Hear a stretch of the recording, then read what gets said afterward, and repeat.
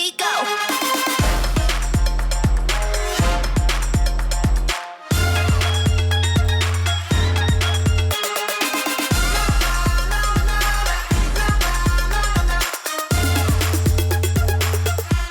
Look at me go. Yo, apa khabar semua? Salam sejahtera dan selamat datang ke Berbulu dengan Ben. Akhirnya kami kembali setelah berehat untuk cuti Christmas. Aku tengok member-member semua kerja. Kish kerja, Botak kerja. Aku seorang yang bercuti kan. Rasa bersalah pun ada juga. Tapi aku kembali dan aku nak mengucapkan selamat menyambut tahun baru 2024. Ataupun untuk lebih tepat lagi 2023A. Sebab aku nak korang ong untuk tahun ni. Okey, hari ini aku tidak kesorangan. Sebelum aku perkenalkan tetamu-tetamu aku dulu, aku nak ingatkan kepada korang semua di mana kita ada platform yang korang boleh mendengar podcast Berbulu dengan Ben. Semua ni tertera di bawah. Anda boleh lihat dekat aplikasi Astro Go, anda boleh tengok ulangan program BDB, anda boleh juga mendengar di Apple Podcast, boleh mendengar di Spotify.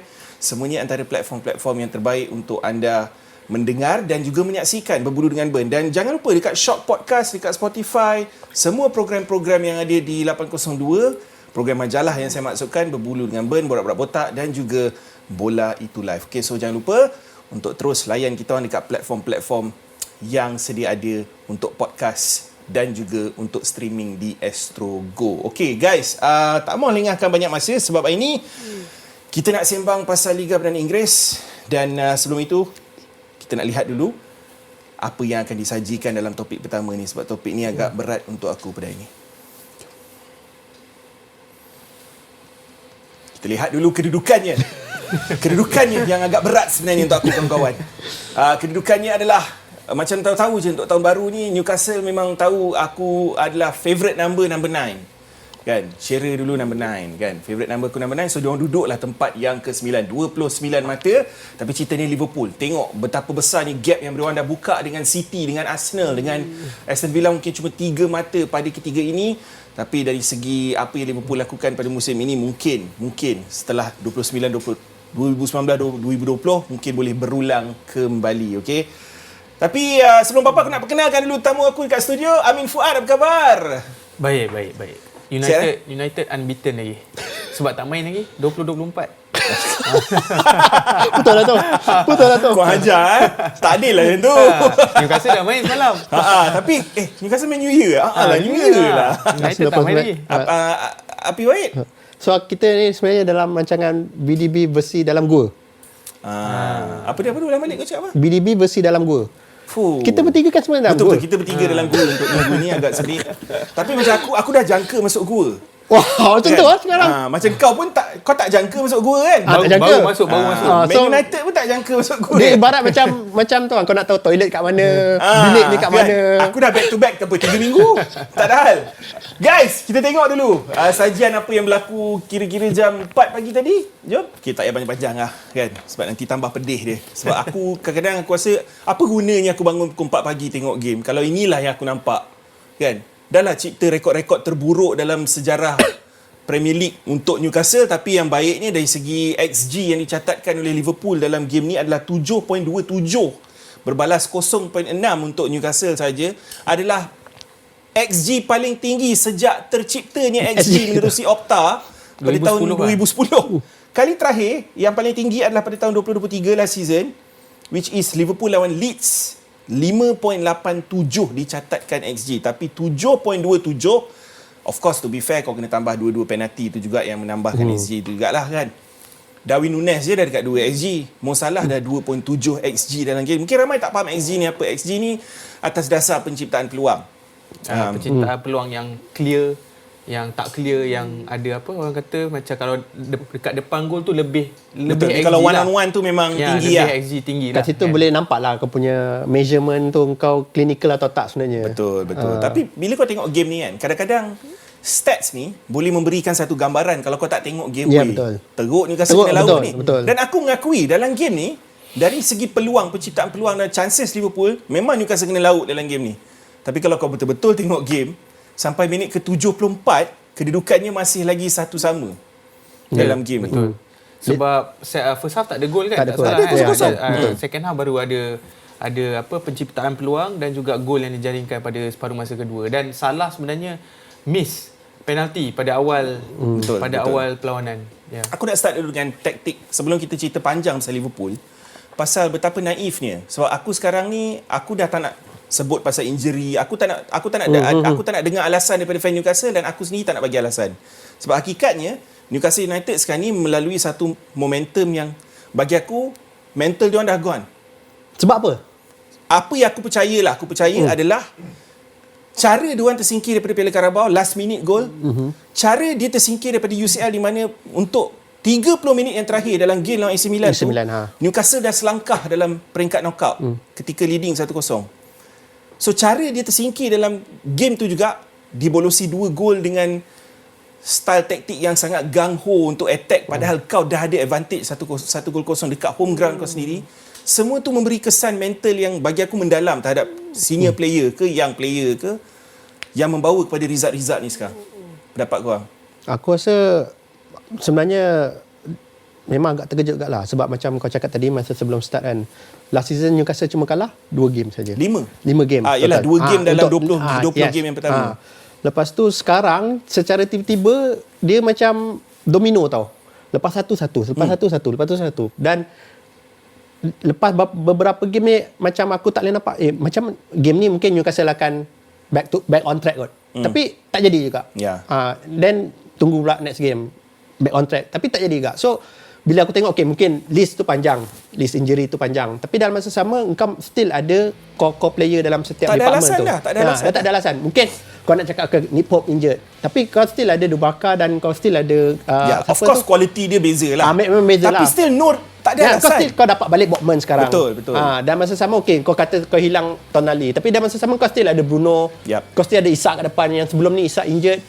Betul. Tak ada masalah pun. So aku pun sebenarnya tak faham kenapa Newcastle sekarang dia tiba-tiba mungkin macam mental tu dia jadi jiwa kacau sebab kau keluar daripada untuk 2 tournament yang mungkin sebenarnya agak mengejutkan dan juga inexperience, kurang pengalaman Yamin Fuad. Bila kau tak pernah beraksi dalam banyak sangat pertandingan di peringkat Eropah, di local Carabao apa semua. Of course last season ada Carabao lah, tapi bila Newcastle last season main 1 game a week, this month alone bulan Disember ni main 10 game dalam 30 hari. Tu purata 3 hari 1 game. Yalah, pengalaman satu hal. Lepas tu you punya kekuatan mental, because bila you pergi kat Eropah, you ada travelling time lagi. Bila you ada travelling time, level bermain di Eropah berbeza bila you main di Premier League. Premier League mungkin kita boleh cakap antara yang paling laju dalam dunia, tapi mungkin di Eropah levelnya berbeza, mungkin lebih teknikal. Jadi pengalaman macam kau cakap lah Ben, player-player ni, kebanyakan pemain-pemain ni kemungkinan mereka tidak berada di tahap yang macam alamak sekarang ni aku kena main 3 kali seminggu. Aku tak pernah nak hadap 3 kali seminggu ni. Sekarang ni kena sesuaikan dan squad depth tu kena besar.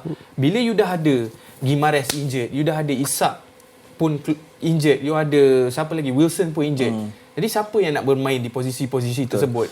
Kita tak nak bagi alasan tau Ben, tapi itu hakikatnya. Bila kalau Miley terpaksa bermain you punya academy player, Livramento terpaksa bermain di belah kanan, wing kanan, wing kiri. Benda tu semua efek tau Ben. Dan sebagai macam contoh kau sebagai centre back Ben, yes kita boleh cakap injury apa semua, tapi kalau aku bermain sebagai seorang centre back, aku nak seorang partner yang stable dengan aku. Kalau kau tukar, benda tu core kau. Newcastle musim lepas susah nak bolos gol. Itu core kau dan kau hilang core tu. Betul. Tak dinafikan, cuma sekarang baru dapat balik lah dalam dua game terakhir. Slowly lah. Kan? Dan mungkin faktor Eddie Howe pun agak naif, tapi tak apa. Kita akan sembang yang lebih detail lagi pasal Newcastle lagi. Kita nak sentuh dulu pasal tim yang menang lah. Sebab sekarang ni kalau kau tanya aku secara jujur apa yang aku nampak semalam, dengan cara Liverpool bermain, bukan saja sebab diorang mencipta XG sejarah dalam penciptaan XG 7 lebih. XG paling banyak yang ini punya. Gila weh. Tapi aku dah jangka sebenarnya bila kedegilan Eddie Howe untuk meletakkan Dan Burn di sebelah kiri, sedangkan member kena masak itu dengan Chris Wood. Apa kau expect bila Mo Salah berhadapan dia dekat bahagian left back tapi tu? sepanjang hampir musim lepas pun Dan Burn sebenarnya main baik kiri. Betul, aku tak nafikan. Tetapi sejak 2 menjak ni, Dan Burn sebenarnya bukan player yang 100% kembali from injury. Dia sebenarnya kena melalui pembedahan bahu. Tapi Eddie Howe rush dia balik sebab kita punya squad depth teruk kan. tapi Eddie Howe degil juga nak turunkan dia dalam Okay. kesebelasan utama. Sedangkan kau ada Livramento, kau ada Luis Hall. Apa guna kau beli Luis Hall on loan, Livramento pelbagai, tapi kau tak nak guna. Sambung balik Liverpool. Nak cerita pasal Mo Salah sebenarnya. Sebab macam mana Mo Salah cook ataupun masak Dan Burn dalam game ni, aku tak boleh kira. Kadang-kadang dia tak masak pun. Dan Burn bagi free nah, kau jalan je lah masuk dalam box. Dan kita nak tengok stat Mo Salah dari segi dia punya total goal contribution untuk 2023 saja adalah 39. Satu di atas Erling Haaland. Dan kalau dalam Fantasy Premier League kita panggil dia the king of FPL. Ya. Sebabnya jarang Mo Salah menghampakan dari segi point kan. Even untuk minggu ni pun siapa yang tak captain Mo Salah memang hampa lah kan. Macam akulah salah satunya yang kononnya nak try Julian Alvarez lah apa bagai kan. Tapi cerita pasal Mo Salah, semalam apa yang aku nampak Apis Wahid, Mo Salah punya, dia bagi aku tak ditanding. Yes. Sebab Dan Burn setiap kali berhadapan dengan Mo Salah, dia akan backtrack. Dia bagi lagi ruang kick. Kau nak masuk, kau masuk. Kan? Aku tak salahkan Dan 100%, tapi aku merasakan sebenarnya Salah season ni mungkin boleh jadi better daripada apa yang Salah, yang the best of Salah kita pernah tengok. Sebab kalau based on statistik dia, kalau tengok dia top scorer, top assist, SG, FA semua dia top. Chances created pun the top. And then dalam masa sama touches dekat dalam opponent punya box pun top. Antara yang tertinggi So maksudnya season ni mungkin kita boleh nampak sama mana Salah yang lagi better daripada apa yang dia pernah buat dengan Liverpool sebelum ni. Sebab faktor dia creator, bukan sahaja Kalau dulu dia more on clinical untuk score je. Tapi mungkin sekarang ni dia more untuk dalam masa sama kau score, dalam masa sama kau jadi seorang yang provider untuk kawan-kawan lain. Dia macam ni, kalau aku jadi Dan Burn, aku rasa serba salah. Kenapa dia drop off? Salah satu reason sebab dia takut kalau Mo Salah ataupun Mohamed Salah nak melepasi dia. Jadi bila dia bagi ruang pula, Mo Salah pandai pula ambil ruang tu untuk cari rakan-rakan. Yes. Faham tak? Jadi you rasa serba salah tau. Dengan Salah ni, kalau you bagi dia space, dia akan create. Takut dia commit. Tapi kalau commit, dia akan pergi. Habis.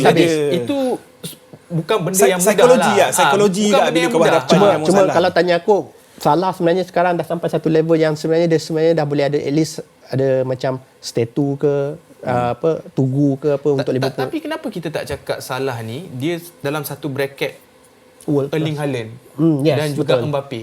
Kenapa kita tak pernah cakap? Aku rasa dia dah mencapai lebih Adakah jauh sebab main dengan daripada Mesir ke? Tak tahulah. Maksud tak kau tahu. dalam Tak world tahu. football lah. Yes, Okay. because kita selalu cakap Mbappe, kita selalu cerita Haaland. Tapi Mo Salah ni dia macam underrated sikit pula. underrated, kan? Betul Tak, ya. tak. Okey, jap. Kita nak bersama dengan seorang caller ni, fan Liverpool, nama dia Hafiz. Oh, Hafiz. Mungkin Hafiz dia juga, ada pendapat tapi sendiri Liverpool. tentang apa yang kau cakap pasal Salah ni diletakkan dalam perbualan yang sama dari segi bertaraf dunia tu lah, world class tu lah kan. Erling Haaland, Mbappe. Hafiz, apa khabar Hafiz? Dah. Hello? Hello? Hafiz? Ya. Hafiz, first kali aku nak ucapkan tahniah kerana telah melautkan tim aku. 7.23 XG berbalas XG lagi. 0.6. Aku kena ingatkan lah sebab benda cipta sejarah kan. Itu yang kadang-kadang benda tu saya ni lagi perit bagi aku daripada kekalahan tu sendiri. Sebab aku memang dah jangka kau pergi Anfield tak pernah menang sejak 1995 kan, Newcastle dekat Anfield 1995, serius. Kali terakhir kalahkan Liverpool sekalipun 2015. Bro, Ya. betapa tinggi ni tahap keyakinan kau sekarang yang Liverpool ni boleh mencabar untuk title? Secara jujur, aku bukanlah nak orang kata letak hype expectation sangat kat Liverpool sebab kita kena ready juga kehilangan Mo Salah dalam AFCON nanti. Faham? Kehilangan Wataru Endo, kau rasa satu kehilangan yang besar juga di samping kehilangan Mo Salah?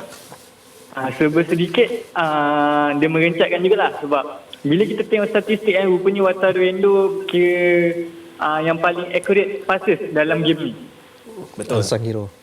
Sebab dia kira berpengalaman kan walaupun dia tak biasa dengan Liga IPL tapi pengalaman dia tu yang ditagih juga Klopp kan sebab bagi aku tengok game ni walaupun masa first half Liverpool macam kurang sikit lah tapi bila second half mostly gol Liverpool semua berpunca daripada Mo Salah walaupun dia tak score ke walaupun dia tak assist ke tapi dia yang create chances tu. So Benar. bagi aku game kali ni nampaklah yang Mo Salah tu memainkan peranan yang besar walaupun dia tak score penalti kan. Tapi tak boleh nak accurate lah benda tu, sebab kadang-kadang dia punya penalti tu keeper dah memang boleh baca. Sampaikan second take Mo Salah tu Jurgen Klopp tak nak tengok kan, sebab risaunya pasal. Betul. Oh, Dia bagi aku- membelakangkan diri dia, betul. Sebab game ni memang nampak yang Mo Salah tu memang kira key player lah dalam game ni. Tapi at least game tu best lah. Kita tak pergi sana parking bus, betul tak? So itu memang tak dinafikan, memang seronok sebab tak berkimbas. Okey. Tak apa. Tak parking bus kalah. Parking bus seri. Kan? Nak tanya pasal Nunes. Darwin Nunes, okey. silakan. Silakan. Walaupun banyak chances dia dapat tapi dia tak convertkan benda tu. Nak tanya komen peminat Liverpool, rasa benda tu masih okey ke atau macam mana? Aku pernah cakap dengan Gwen sebelum ni. Yang Nunes ni dia macam seakan lambat panas lah. Tapi apa yang kita boleh belajar daripada dia punya gameplay, walaupun dia tak dapat skor, dia tak akan putus asa. Itu yang kita nak.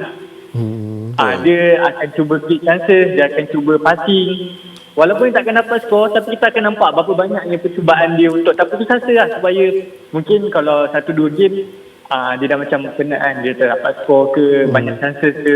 Tapi apa yang Klopp cuba bagikan dia peluang, apa yang aku nampak, dia cuba berikan sesuatu yang tak putus asa. Itu kunci pemain yang Klopp yang aku nampak untuk game Nunes ni. Betul. Dan aku rasa semalam pun Klopp ada cakap pasal satu pas yang dilakukan oleh Darwin Nunes untuk Mo Salah skor tu adalah sesuatu yang dia jangka Darwin akan try sebenarnya, tapi bila dia pass dia macam wow. So itu mungkin menunjukkan yang persefahaman dia orang dah makin lama dah makin serasi lah. Chemistry tinggi. Bro, Apis, terima kasih kerana sudi call Berbulu dengan Ber. Jangan serik call kami. Dan yalah, kita nak sambung sebenarnya apa yang kau sebutkan sebentar tadi berkaitan dengan Darwin Nunes dan juga Liverpool secara amnya. Kalau dilihat dari segi Wataru Endo punya peranan dalam game tu, sebab dia datang mula-mula dikritik pun ada juga. Ada fan Chelsea yang kritik kan, orang beli Enzo, kau beli Endo, benda macam tu kan. Tapi sekarang ni, who is the better Endo? Ada orang apa penyokong Liverpool siap ada keluarkan satu kertas apology tu Wataru Endo yang kutuk-kutuk dia dulu. Penyokong Liverpool sendiri, bukannya penyokong lain. Dia meminta maaf, kata okey, sekarang ni dah beberapa game, 4-5 game Wataru Endo main dengan baik. Dan kita nampak role dia betul-betul terserlah dengan pasukan Liverpool. He's the key player, bro. Ramai yang katakan dia punya performance dah boleh diibaratkan sebagai Fabinho ketika Fabinho punya prime. Orang kata kan. Cuma orang cakap statistik dia masa dekat Frankfurt, dia memang okey. Cuma bila dia nak masuk ke EPL tu, orang cakap dia mungkin nak kena ambil masa untuk adapt benda tu. Tapi adjust sikit. Tapi yang bagusnya pasal Endo ni, dia tak memerlukan masa yang lama. Betul. Which is dalam season yang sama, baru masuk half season, dia dah boleh sesuaikan diri dengan EPL dan juga untuk teammate dia sendiri. Menjadikan Piala Asia ni lebih exciting lah, sebab kau nampak beberapa key player. Tu orang cakap Endo better than Enzo dan Rice. Adalah orang dah cakap pasal benda tu kan. Terlalu awal lah untuk menjatuhkan nama Rice tu kan, yang agak influential untuk Arsenal sepanjang 20 game yang pertama ni. Kita nak berehat sebentar, bila kita kembali selepas ini kita akan fokus kepada adalah kita berahsia sikit lah. Kita jumpa sekejap lagi.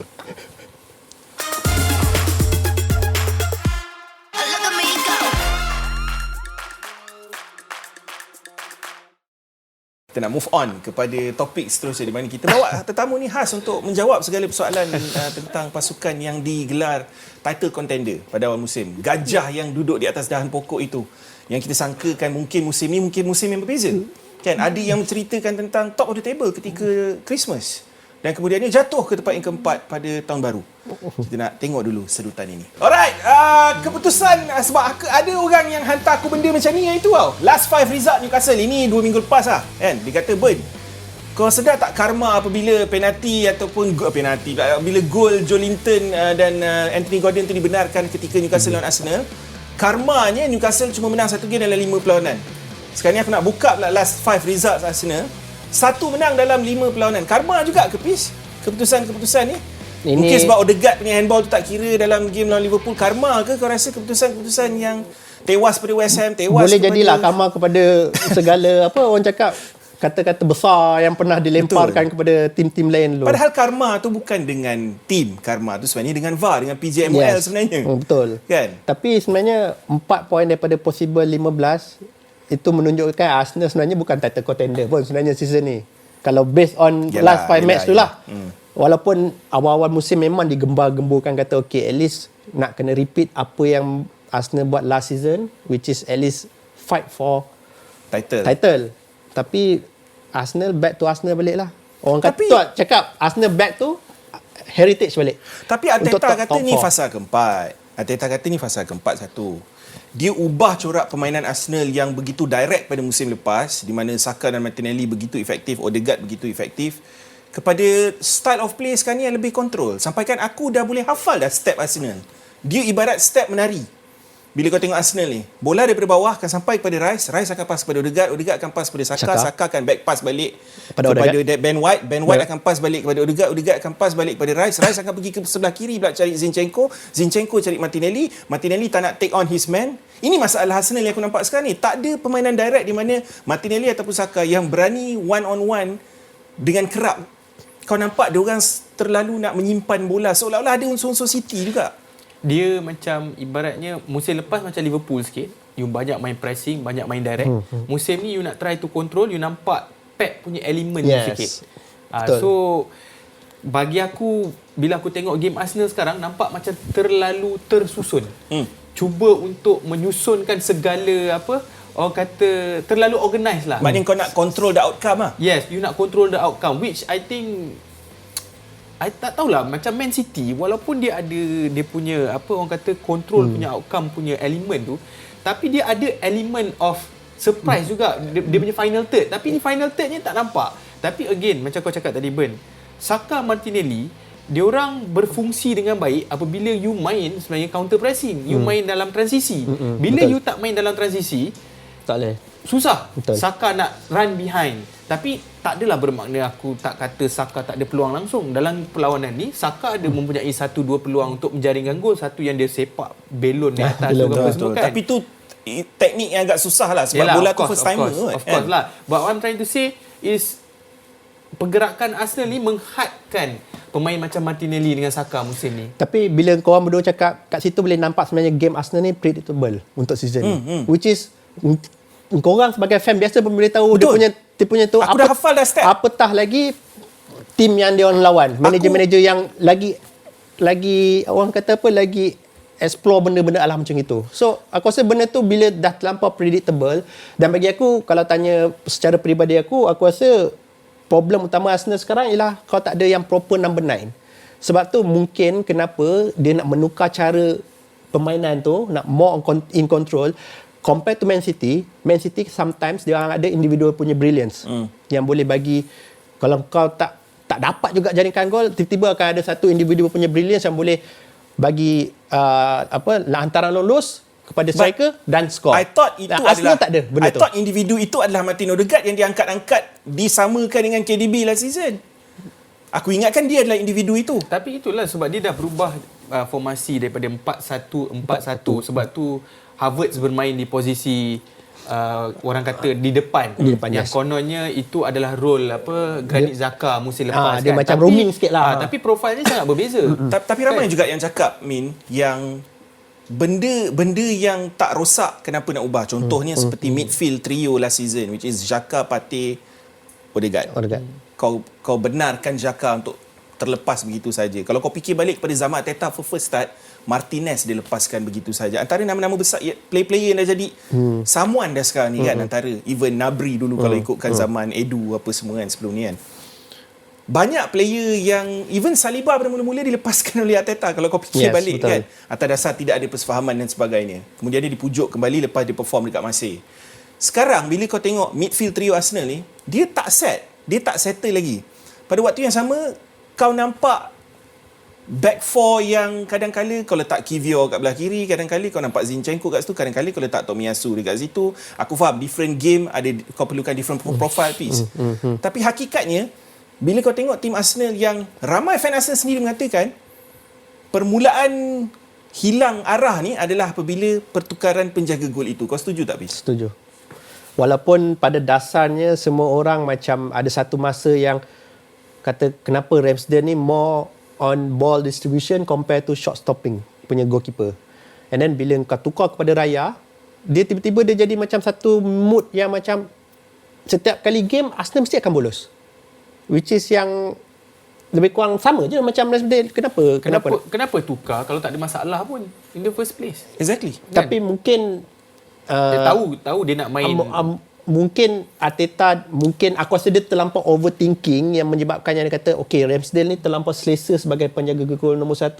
That's why bila kau ada buat satu silap, okay, aku akan drop kau aku untuk akan bagi masa. pergi sejauh kenapa kau let go Xhaka, who is such a key player to your system last season, yang membawa kau ke tempat kedua last season. Sebab aku akan pergi sejauh tu lah. Sebab aku rasa plan awal Arteta ialah untuk meletakkan Declan Rice di tempat Xhaka tu sebenarnya. Fair. Dan pada masa sama bila berlakunya krisis kecederaan kepada Thomas Partey, dan pada masa sama Jorginho yang memang mungkin dia tak boleh nak cope dengan pace EPL zaman sekarang, yang menyebabkan Rice terpaksa diturunkan balik ke bawah dan posisi itu terpaksa diletakkan kepada Kai Havertz.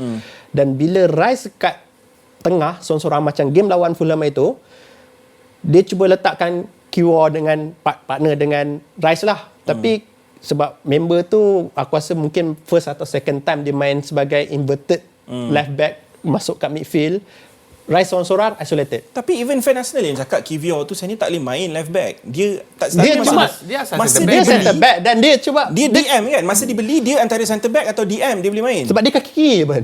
Faham.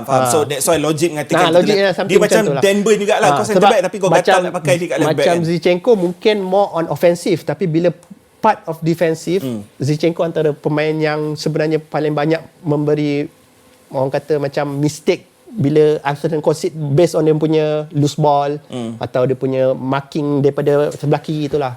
Apa yang aku nampak lagi satu masalah Arsenal yang aku nampak kan, bila Havertz bermain di situ, first of all itu bukan posisi asal Havertz. Bila dia dengan Chelsea, dia macam kita tahu Havertz ni, kita pun kadang-kadang confused, kita tak tahu apa dia punya best position. Yang kita tahu pada asalnya Havertz ni bermain sebagai attacking midfield, maksudnya di posisi Odegaard tu sendiri. Nombor 8 tapi dengan Chelsea dia bermain sebagai penyerang. Okey.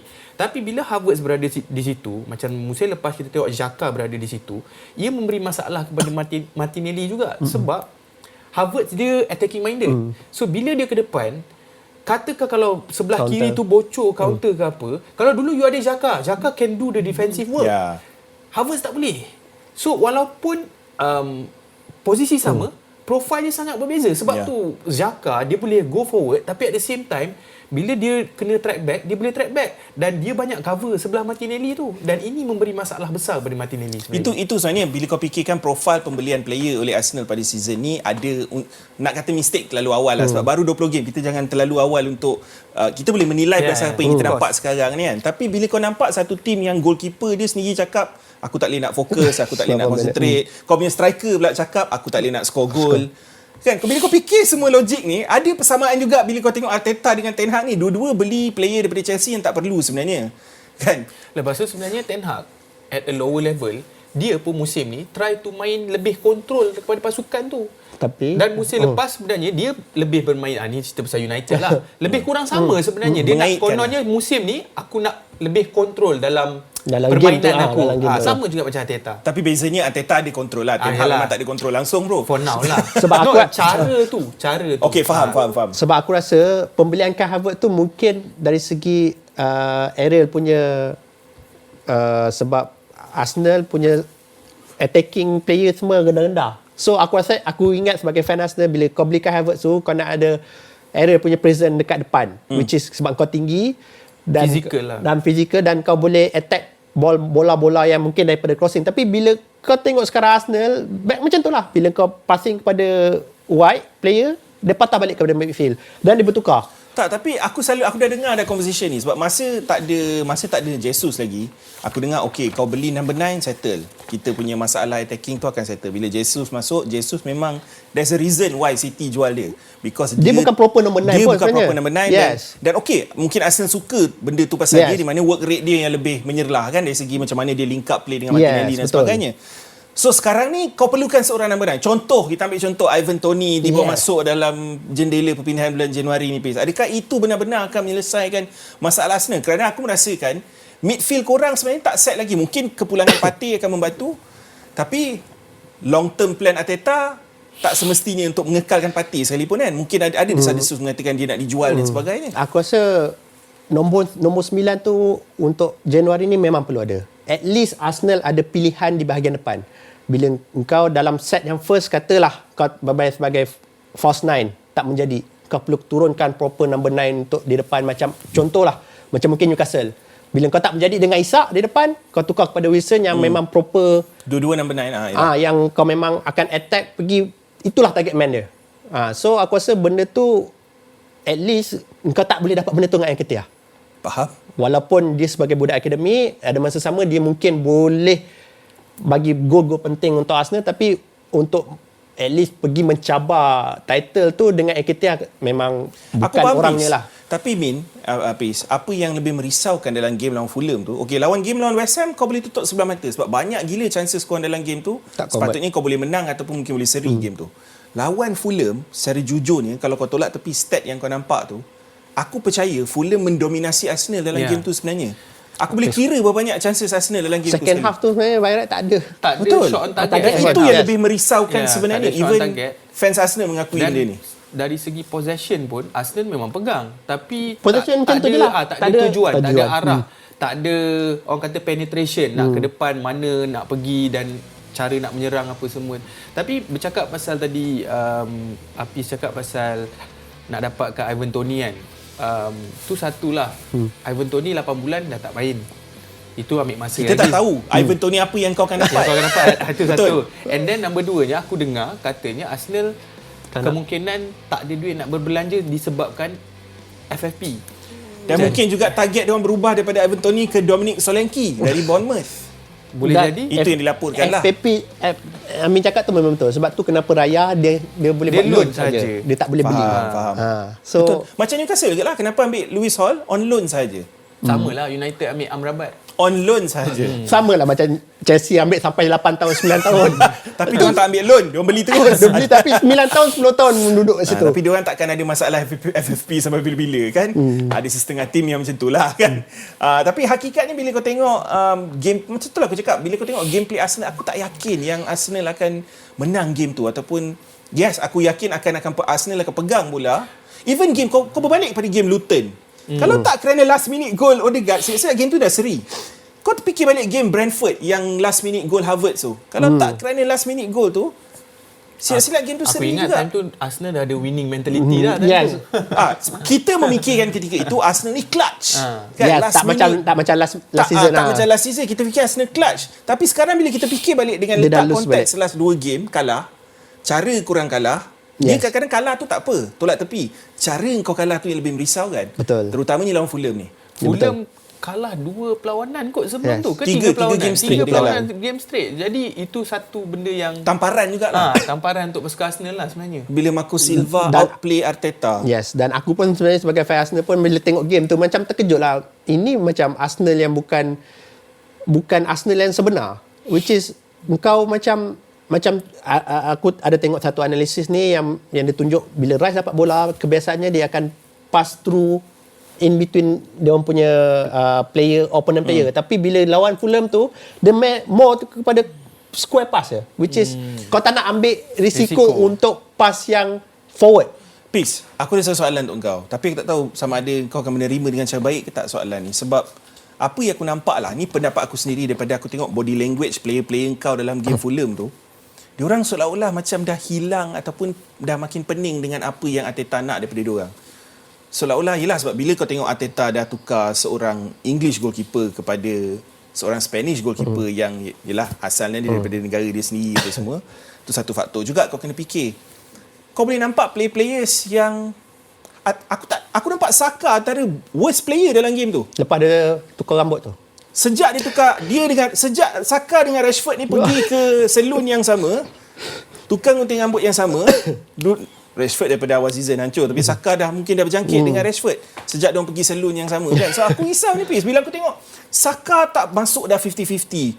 Saka punya passion macam orang kata, even fan Arsenal dekat AFTV aku nampak kata Fulham lagi lapar untuk menang game tu. Itu something yang aku jarang nampak daripada Arsenal. Selalu Dah lama lah, dah lama tak nampak lah. Selalunya Arsenal punya komitmen tinggi. Dan mungkin kat sini kau boleh persoalkan Arteta. Dan adakah players ni masih bermain untuk Arteta ataupun slow-slow dah ada 2-3 orang yang mungkin dah hilang. Aku merasakan yang sebenarnya Arteta ni dia ada ikut DNA Pep sikit. which is sometimes dia fikir benda tu terlampau lebih daripada biasa, overthinking lah. Macam Pep dulu masa zaman dia masih tak menang Champions League, boleh nampak masa game yang dia kalah semi-final, quarter final, yang dia overthinking dia punya tactical. So aku rasa benda tu ada dekat Arteta juga. Dan bila kau terlebih memikir untuk dari segi taktikal, untuk cara tu, ada masa sama benda tu sebenarnya boleh memakan diri, boleh memakan tim kau sebenarnya. Dan aku rasa aku still yakin dengan Arteta. Cuma aku merasakan dalam time ni lah kau kena ada satu player yang macam leader dekat dalam dressing room yang sebenarnya boleh bangkitkan balik sebenarnya semangat player-player ni. Sebab dia tiba-tiba macam hilang arah. Ya, it used to be pemain tu adalah Xhaka lah dulu kan. Sepatutnya lah. Sebab kalau nampak sekarang pun siapa je sekarang yang boleh bagi Zinchenko, dia kan kaki suka up. By right sebenarnya Odegaard. Lepas tu hari tu kan fan Arsenal dia cakap tengok dia cut footage yang Rice semua tengah marah-marah orang semua, dia kata patut Rice jadi captain. Oh ya, Rice dengan Gabriel tu. Tapi sebenarnya kalau ikutkan captain sebenar dalam tu ialah Jorginho. Betul. Cuma bezanya Jorginho tak main. Betul. Macam mana engkau walaupun engkau di respect sebagai seorang pemain yang terlampau berpengalaman, tapi bila tak main macam mana dressing room macam mana nak ambil serius kata kau kan? Dan ada satu statistik, Arsenal musim ni menjaringkan 20 gol saja daripada open play. Nombor 13 dalam liga, sama lebih kurang dengan Fulham, Wolves, Bournemouth. Itu satu masalah yang besar. Satu lagi masalah yang besar adalah dari segi XG, penciptaan XG. Okey, cerita pasal XG Liverpool kan. Arsenal sepanjang musim ni 20 game, tangga ke-8 dari segi penciptaan peluang XG. Itu saja adalah satu stat yang agak merisau sebab last season Arsenal antara top 1, top 2. Dan kat situ nampaklah kau kan ada proper number 9. Basic lah. Sacrifice direct play untuk control. Kita akan berehat sebentar guys. Bila kita kembali selepas ini, satu lagi tim yang tengah krisis. Krisis pun 47. Tadi Apis emosional, aku pula emosional. Selepas ini. Jangan ke mana-mana. Look at me go. Alright, terima kasih kerana masih lagi bersama kami dalam Berbulu dengan Ben. Settle dah Arsenal, settle dah Liverpool, Newcastle, dan masanya untuk kita berbincang tentang Manchester United. Kita dah tahu dah, kita dah nampak dalam 2 game yang terakhir bagaimana Ineos sudah pun menghadirkan diri mereka dalam stadium, dan ada yang kadang-kadang mungkin nampak bengis. Masa game Aston Villa mungkin nampak ceria sikit, tapi orang kata one step forward, 2 steps backward. Itulah situasi ini dengan Manchester United pada ketika ini. Tapi sebelum semua itu dah banyak lagi, jom kita tengok sedutan ni dulu. Alright, cerita pasal Manchester United kita ada lebih kurang 7-8 minit je, so aku tak mau lengahkan masa, terus bagi Amin Fuad. Amin Fuad, bagi aku satu keputusan yang agak kriminal dalam game ni adalah apabila Erik ten Hag mengeluarkan Kobbie Mainoo dan menggantikan Scott McTominay bermain peranan nombor 6 dalam game lawan Nottingham Forest tu, dan segala-galanya berubah selepas itu. Dan kat situ nampak betapa cluelessnya Erik ten Hag. Aku takkan pergi sejauh clueless tu lah. Okay. Sebab bagi aku, satu, kita tengok siapa yang berada di bench kalau dia nak tukar Kobbie Mainoo, McTominay, budak muda tu Hannibal Mabry, dan juga lagi satu Donny van de Beek. Jadi kalau aku jadi manager Ten Hag ketika tu pun, sebab orang yang selalu main yang aku percaya adalah McTominay. Itu satu. Lepas tu dia bagi alasan, dia kata Kobbie Mainoo punya energy level dah turun, dah rendah, kata dia penat. Benda pertama yang aku nampak ataupun yang aku baca adalah dia 19 tahun. Dan sekarang United pun dah tak banyak game, baru nak start. Dah kurang game lah.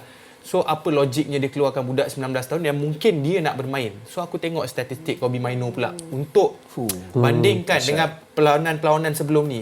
Memang betul, statistik dia separuh masa pertama antara yang paling hamba berbanding dengan perlawanan-perlawanan yang dia dah lalui sebelum ni. Adakah itu sebab penat? Aku tak tahu. Adakah itu sebab mungkin pengalaman juga? Jadi nak kata aku nak backup 100% dia clueless, Ten Hag, aku tak berani nak cakap macam tu. Mungkin ada kebenarannya yang sebenarnya Mainoo dikeluarkan. Soalan saya sama pula aku tanya balik dengan kau. Kau seorang manager yang sepatutnya memastikan tahap kecergasan dia at 19 years old should be at the highest level untuk beraksi in the first place, untuk jadi starter dalam tim kau. So antara satulah kenapa aku katakan clueless juga. Tapi pada waktu yang sama, Pis, bila kau tengok satu video yang viral baru-baru ini tentang bagaimana training Manchester United yang melakukan drill yang agak simple. Yang sama macam Ajax tu lah. Yes. Dan mereka tidak dapat melakukannya. Aku dah makin lama makin percaya apa yang Ten Hag bagi tahu media pasal dia tak nak main cara Ajax dekat Man United ni sebab dia tak ada player berkualiti yang berbeza, nak main cara lain. Tapi sebenarnya dalam diam aku percaya yang player-player Man United ni sebenarnya tak boleh buat apa yang dia nak. Tak ada capability lah. Tapi itulah, kau keluarkan Mainu. Kau nak masukkan siapa? Betul. Tak ada. Vanderbilt Casemiro pun dah tunggu masa je sebenarnya. Casemiro tak ada. Siapa tu yang pemain bukan Egypt, siapa tu? Siapa? Pemain daripada Afrika tu. Morocco. Amrabat pun tak ada. Punyalah aku dah confused. Amrabat pun tak ada. Jadi tak tahulah Ben. Aku sampai satu tahap yang macam aku nak salahkan Erik Ten Hag 100%. Tak. Aku dah tak boleh. Tapi at the same time, klub yang tak ada sporting director yang membenarkan Erik Ten Hag membuat keputusan mutlak dengan bantuan Richard Arnold, John Murtough untuk buat pembelian sebelum ni, memberikan dia 90 juta ataupun 80 lebih juta untuk beli Anthony, memberikan dia duit untuk membeli Mason Mount, untuk membeli Onana dan sebagainya. Kau kena deliver. So at the end of the day, kau punya signing semua ni. Semua ni kau handpick punya signings. Okay, termasuklah on loan Sofian Amrabat kan. Okay, aku punya explanation macam ni lah. Erik Ten Hag ni mungkin dia seorang jurulatih yang bagus untuk melatih. Tapi kalau diberikan kuasa untuk scout dan membeli player, dia gagal dari segi itu. Dan kita kena beralih.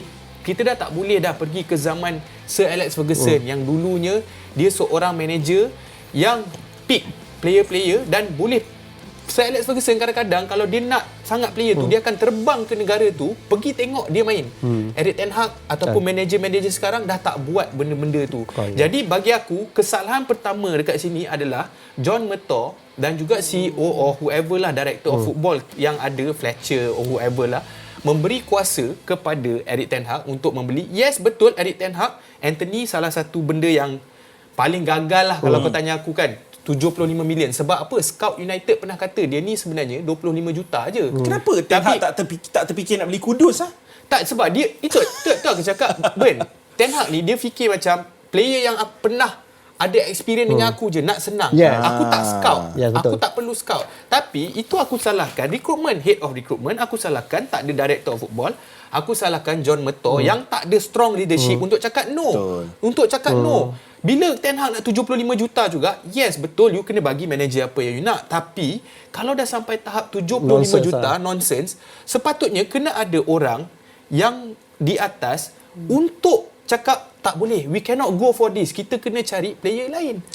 Sebab kalau ikutkan list pembelian Ten Hag pun, aku rasa suku atau separuh daripadanya semua pernah bermain dengan dia. Yang ada kaitan dengan dia. Yelah. Daripada Onana kepada yelah. Ya, dan bila orang mempertikaikan kenapa kau melepaskan Elanga dan membeli Anthony, which is dalam game lawan Nottingham Forest, macam mana Elanga tu dia boleh daripada budak akademi yang kau boleh robek balik apa yang United pernah. Sebab tu aku cakap Erik Ten Hag ni mungkin seorang jurulatih yang okey, yang bagus, yang decent, tapi dia bukan seorang recruiter, seorang scouting, seorang yang kau suruh dia beli and then dia boleh deliver player-player tu semua. Aku nak sentuh pasal satu isu pasal wage bill, pasal gaji player-player. Man United mempunyai tangga gaji antara yang tertinggi dalam Premier League. Kita semua sedia maklum benda ni. Memang gila.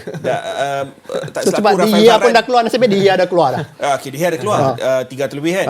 Sekarang ni Varane aku dilaporkan 340,000 dan dikatakan dia orang tak nak sambung kontrak dia untuk mengekalkan jumlah tersebut. Dan aku faham kenapa. Kan?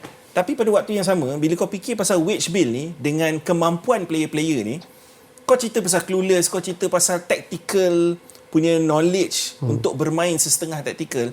Kalau dah dekat 2 musim Ten Hag dah ada dekat sini dan kau still tak boleh memahami game plan dia ataupun bermain satu sistem bola sepak. Sebab bila aku tengok Man United hari-hari, aku confused bro. Tiba-tiba Barcelona Aston Villa high press pula. Tiba-tiba bila kau lawan dengan Nottingham Forest, kau tak ada pressing langsung. So aku faham aku selalu petik benda identiti ni, tapi aku nak tahu.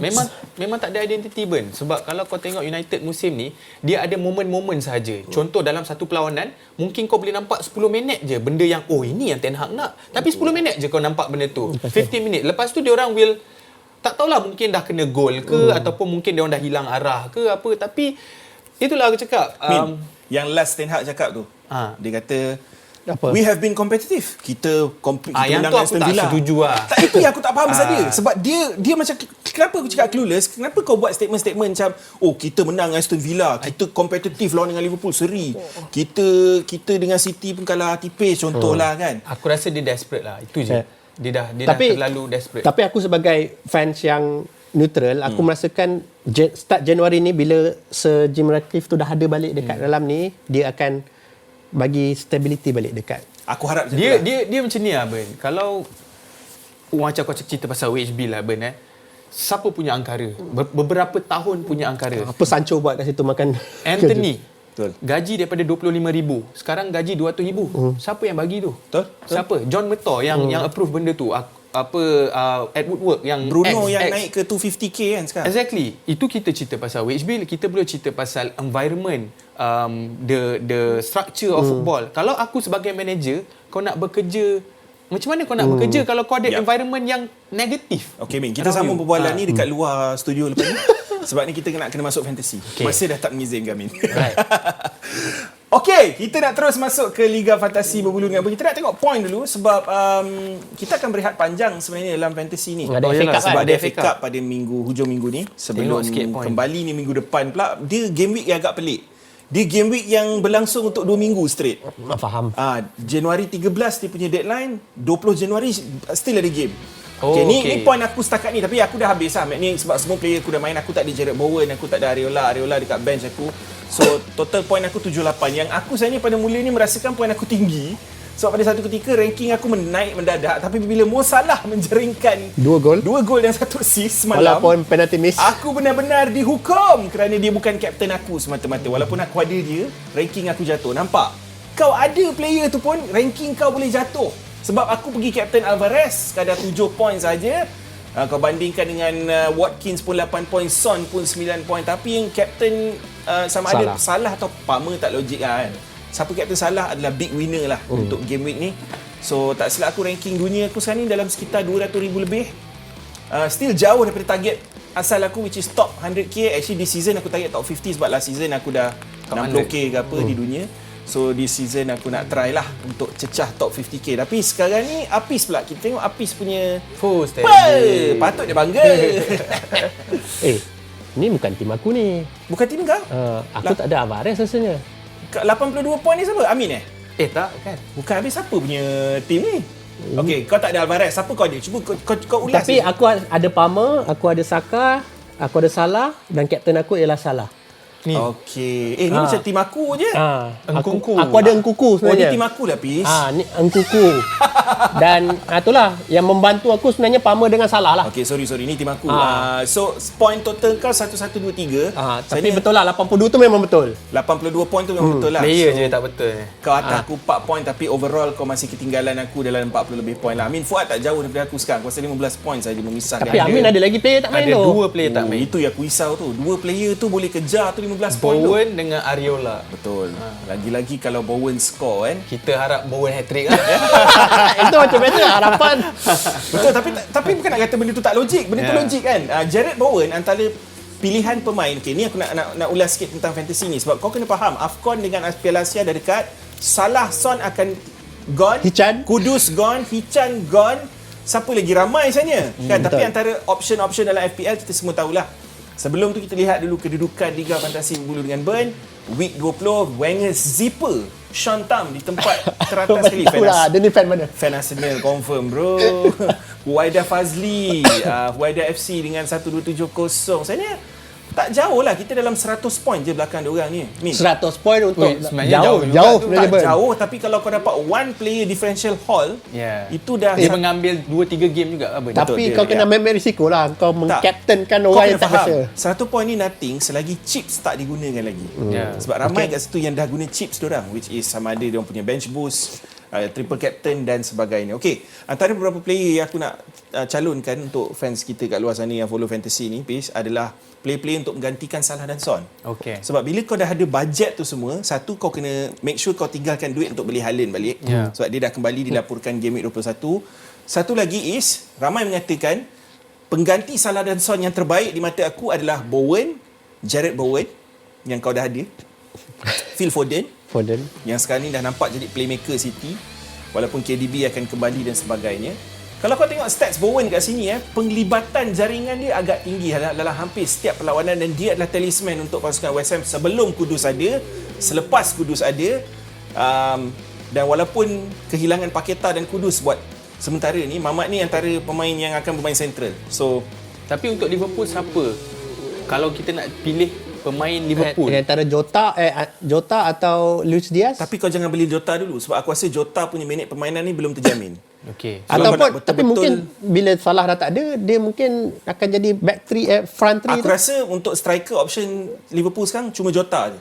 So bagi aku dia Diaz risiko tak? dari segi minit, tapi dari segi setiap kali dia turun, chances untuk dia score tu agak tinggi. Even dia masuk dari bench pun ada chance untuk dapatkan assist kan. So Jota bagi aku, kalau kau nak ganti dengan Salah, ada cover untuk Liverpool, okay, not bad.